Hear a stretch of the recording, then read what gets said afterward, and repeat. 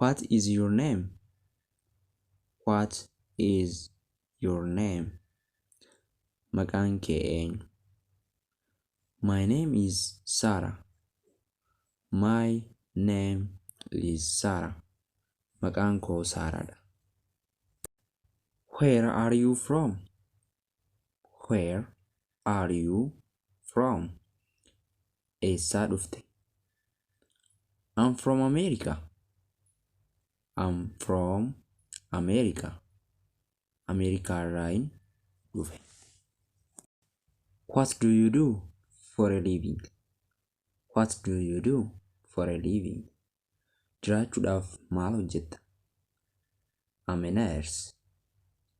I'm a nurse. Ani narsiidha. How old are you? How old are you? Umriin kee meeqa? I'm 20 years old. I'm 20 years old. Umriin koo waggaa 20. Do you have any siblings? Do you have any siblings? Obboleewwan ni qabdaa? Yes, I have one brother. Yes, I have one brother. Eeyyen, obboleessa tokko nan qaba. What is your favorite color? What is your favorite color? Halluu maal jaalatta? My favorite color is red.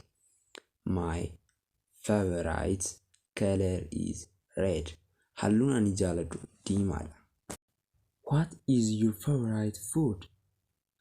What is your favorite food? Nyaanni ati sirriitti jaalattu maalidha? My favorite food is pasta.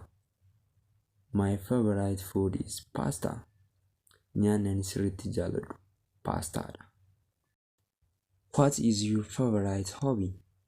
What is your favorite hobby? Yeroo boqonnaa maal hojjechuu jaalatta? My favorite hobby is playing soccer. My favorite hobby is playing soccer. Yeroo boqonnaa kootii kubbaa miilaa taphachuun jaaladha. How do you usually get to work? How do you usually get to work? Yeroo hundaa gara hojii maaliidhaan deemta? I usually drive to work. I usually drive to work. Yeroo hundaa konkolaataadhaan deema. What time is it? What time is it? Sa'aatiin meeqa? It's 2:30. It's 2:30. Sa'aatii 2:30. What day is it today? What day is it today? Guyyaan har'aa maalidha? It's Monday. It's Monday. Guyyaan har'aa wiixata. What is the weather like today?